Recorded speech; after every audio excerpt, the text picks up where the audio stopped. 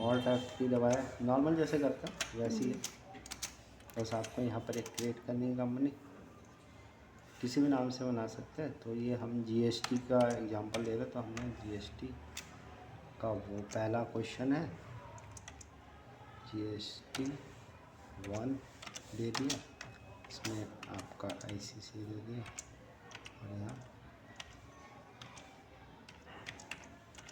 आपका राधिका के नाम से।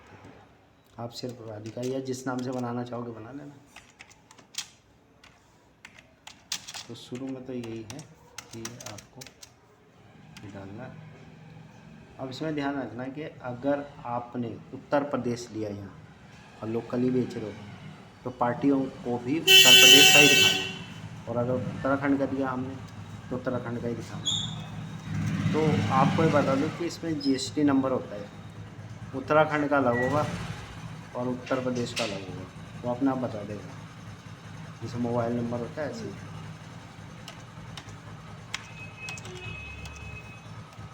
यह आपने एक्सेप्ट करा। जिसमें डेट का डेट तो 2014 को डाल दिया, 24 का डाल दिया, इसमें डेट तो है नहीं क्वेश्चन में, होती तो डाल देते। फिर आपने F11 दबाया, सैलरी एंड टैक्सेस में आए और जहाँ पर आपका GST सबसे ऊपर ये दिखाई दे रहा है, ये ऑन करना है और एक ये ऑन करना है। फिर इसमें जैसे उसमें उत्तराखंड आपका उत्तराखंड रखा होगा तो उत्तराखंड ही आएगा। फिर यहाँ पर एक GST नंबर आता है। अब ये नहीं कि आप अपनी मर्ज़ी से कुछ भी डाल दो, अगर आप डालते हो और आपको उत्तराखंड का सीरीज़ नहीं पता तो करेक्ट बता देगा कि उत्तराखंड की सीरीज़ ये है। उत्तर प्रदेश का डालोगे तो आप उत्तर प्रदेश का लिख लेना कहीं पे, वो डालेंगे। तो ये किसी का नंबर है नहीं, ये तो एक सीरीज़ है। हम तो मतलब शुरू की सीरीज़ यही होती है, लास्ट के कुछ डिजिट जो होते हैं वो उसके आधार पर ना जो GST भरता है, जैसे अकाउंट नंबर होता है ऐसे ही होता है। तो आपको ये वाला यहाँ पे डालना है और ये GST नंबर हमने यहाँ पे दे रखा है, उसका कोड कम गया, ये है 1 2 3 4 5 1 2 3 4A और फिर है 4A 1 Z 5 4A 4A Z 5 सही तो देगा। 1 2 3 4 1 2 3 4 A 1 Z 5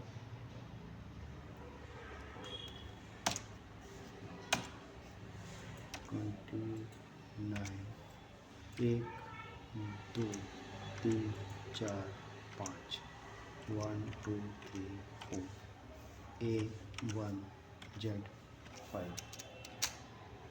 अब सही आया।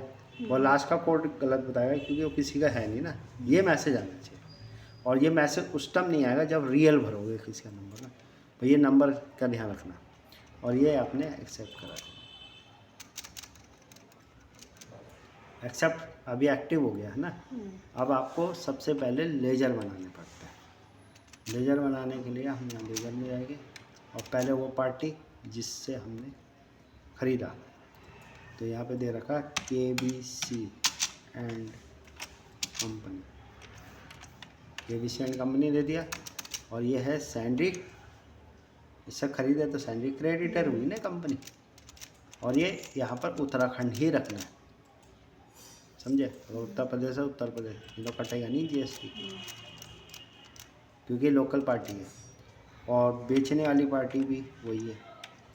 अगर उसमें दे रखा होता कि अदर स्टेट की पार्टी है तो फिर आपको उसका तरीका अलग होता। वो अगले क्वेश्चन जब ये क्वेश्चन हो जाएगा तो उसके बाद बताएगा आपको। ये दे दिया और इम्पैक्ट कंप्यूटर सेंटर दे दिया। और ये जो पार्टी है आपकी वो सेल पार्टी है, तो सेल पार्टी है तो आप इसे सेल कर रहे हो तो ये आपको देगा पैसा, तो सैंडी डेटर होगा, ये भी उत्तराखंड की रखनी होगी। फिर आपको देखो, जब अगर परचेज करोगे तो इनपुट जीएसटी और इनपुट सीजीएसटी लगी, और जब सेल करोगे आउटपुट। आउटपुट। हाँ, तो एक बनाना आपको इनपुट सीजीएसटी, और ये जाएगा ड्यूटी एंड टैक्स। और यहाँ पर अदर में ही रखना है, वैट जीएसटी मत करना इसको। अदर। हाँ, जीएसटी कब करेंगे वो आगे आपको पता लगेगा, कुछ क्वेश्चन में। और आपने कुछ नहीं करना, ये बना फिर इनपुट एसजीएसटी, ये भी ऐसे ही जाएगा। फिर बनाना आपको आउटपुट, वही सीजीएसटी, और फिर बनेगा आउटपुट एसजीएसटी।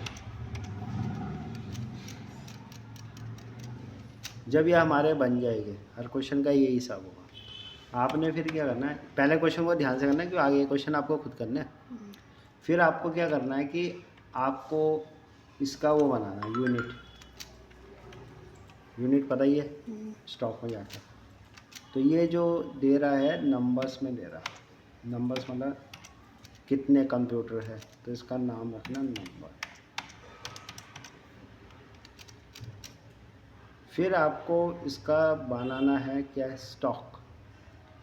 स्टॉक बनाने के लिए आपको इसके अंदर क्या लेना है, अरे सेल और परचेज को तो बनाएंगे, एक सेल भी बनेगा परचेज बनेगा। तो पहले स्टॉक बना देते हैं। इसमें स्टॉक बनाने के लिए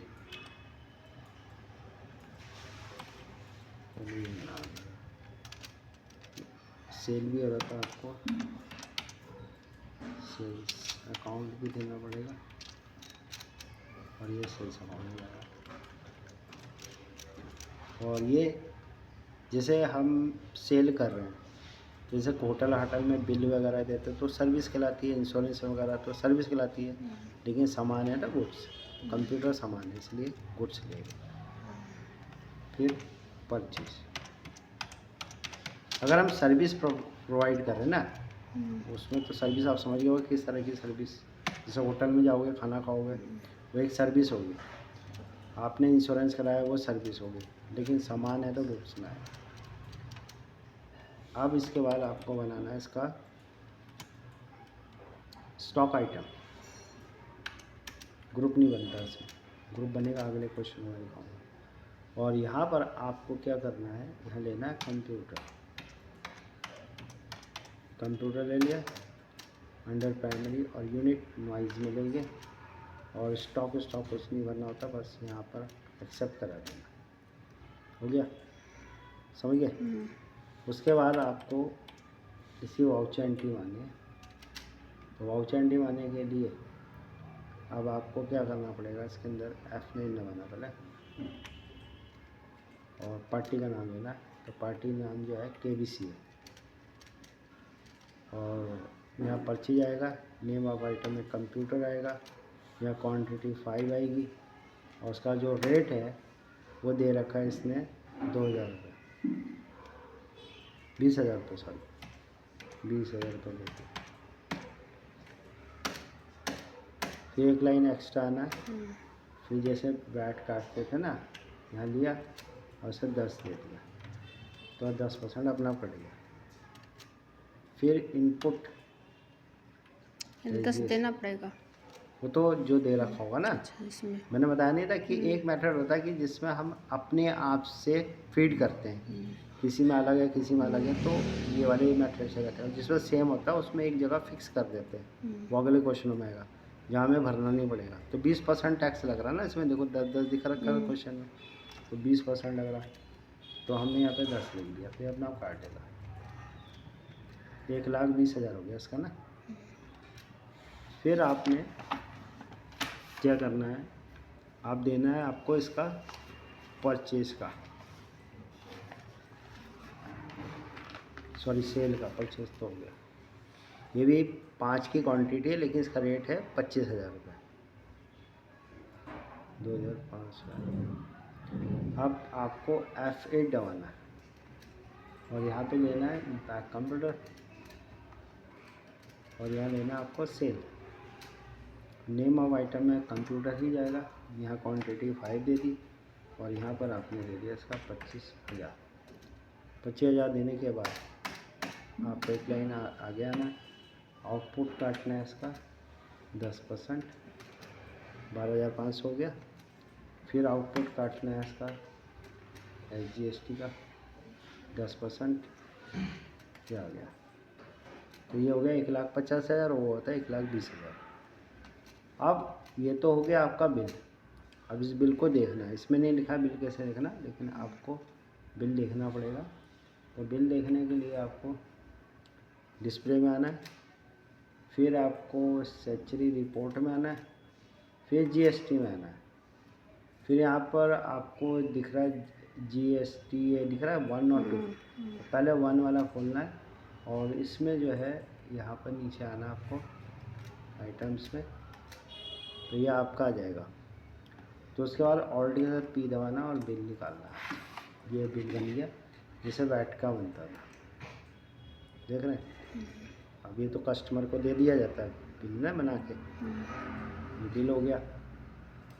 लेकिन सरकार के खाते में वो भी भरना है अभी आपको, क्या ऐसी तो होता ना बिल, लेकिन अभी आपको इसका टैक्स काटना भी है। ये तो एक गया परचेज का हो गया। फिर आप दूसरा वाला खोलेंगे, ये सेल का आएगा। इसमें भी नीचे से सेकंड नंबर वाला खोलना, ये आपका खुल जाएगा। फिर आपको ये वाला बिल भी निकालना है। ये देखिए बिल आ गया इसका, ऐसे होता है बिल। अब आपको क्या करना है, आपको अपना बिल देखना है जो सरकार को भरना है, उसे कहते हैं बैलेंस शीट। तो बैलेंस शीट में आना आपको, और बैलेंस शीट में वो आपको दिखा देगा आपका बिल क्या है जो सरकार को जमा करना है।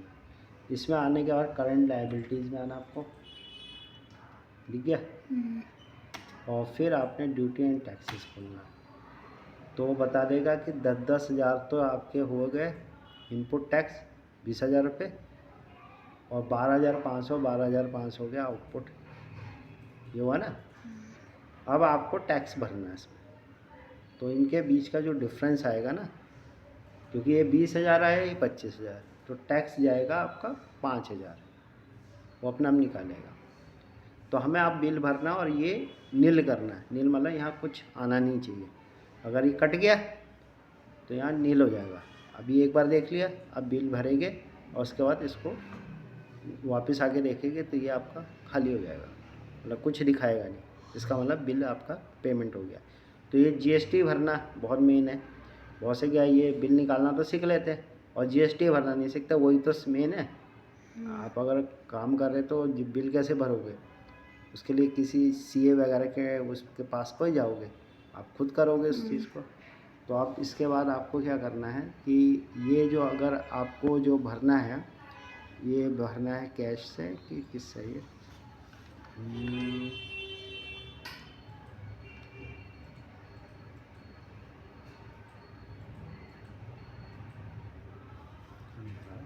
बैंक के थ्रू भरा हुआ है, इसलिए बैंक का अकाउंट भी बनाना पड़ेगा। कैश से होता तो नहीं बनाते, जिस क्वेश्चन में कैश दे रखा होगा उसमें मत बनाना। बैंक के थ्रू बनाया हुआ है, भरा हुआ है। बैंक अकाउंट दिया और यहाँ पर बैंक अकाउंट दिया। अब आपको टैक्स भरना, तो टैक्स भरने के लिए आपको पेमेंट में जाना पड़ेगा। पेमेंट में जाने के बाद यहाँ पर F6 दबाइए, F5, ये पेमेंट आ जाएगा। और पेमेंट में आपका ये मोड हो रखा, तो आपको क्या करना है, F12 दबाना। देखो लिखा हुआ F12 दबाना, और जहाँ पर लिखा हुआ use single mode entry, second वाला, इसे नो करना होगा। ठीक है, सेकंड नंबर वाले को नो किया। और इसके बाद आपने खोलना है, तो बाय में क्या चीज़ आ रखी है आपकी, आउटपुट। अब इसमें हमें पता है आउटपुट बड़ा है 12,500 और इनपुट छोटा है, तो बड़े वाले को पहले लेते हैं। तो इसके लिए आपने लिया आउटपुट, और यहाँ पर आपने वहाँ से देख ही लिया था कि 12,500 था। फिर बाय, यहाँ पर फिर आपको बाय लेना है, बाय लिखना पड़ेगा। ये चीज़ें समझनी है। फिर आपने लिया आउटपुट SGST और ये भी 12,500 हो गया। फिर यहाँ आ जाएगा 2, देख रहे हैं 2 में ले गए इनपुट। अब इनपुट कितना था 10,000, तो ये आपने 10,000। आउटपुट के लिए बाई बाई रहेगा। और बड़ा हमेशा ऊपर रखेंगे। अगर बड़ा ऊपर। जैसे अगर इनपुट छोटा है बड़ा है तो ऊपर रखना पहले। फिर आपने इनपुट रखा, क्योंकि आगे क्वेश्चनों में ऐसा भी है, मैं बता दूं आपको, कि खरीदा ज़्यादा और बेचा कम। तो खरीदा ज़्यादा तो बेचा कम, तो इसका मतलब अभी आपके पास स्टॉक है। तो ऐसे में उल्टा हो सकता है कि आपका इनपुट अभी कम, इनपुट जो है ज़्यादा है और आउटपुट कम है, क्योंकि बेचा ही नहीं आपने, तो आपके पास अर्निंग नहीं हुई ना। तो क्वेश्चन में उस हिसाब से देखना पड़ेगा। फिर इनपुट आपको लेना है SGST और ये भी आपको देना है 10,000, ये आपने दे दिया। फिर यहाँ पे लेना है बैंक, तो ऑटोमेटिक इसने 5,000 आपका टैक्स काट दिया, ये पेड कर दिया। देखो आप 5,000 मैंने नहीं लिखा हो, 5,000 उसने अपने आप कर दिया ना उसमें से माइनस, ये टैक्स पेड हो गया आपका। ये करने के बाद वापस आप आओगे बैलेंस शीट और फिर आप चेक करोगे इसे। बैलेंस शीट में गए, करंट लायबिलिटीज में खाली हो जाना चाहिए। देखो अगर सेम खरीदा और सेम बेचा तो खाली होएगा, और अगर आपने खरीदा ज़्यादा और किसी क्वेश्चन में बेचे होगा इसमें कम, तो उसमें उतना नहीं आएगा जितना पहले आ रहा था। जितना बेच दिया वो तो कट जाएगा, और जो बैलेंस बचा उसका हिसाब दिखाएगा। तो अभी तो देखो इसमें कुछ नहीं लिखा रहा, खाली हो गया ना ये। तो इसका मतलब ये पहला क्वेश्चन आपका राइट हो गया।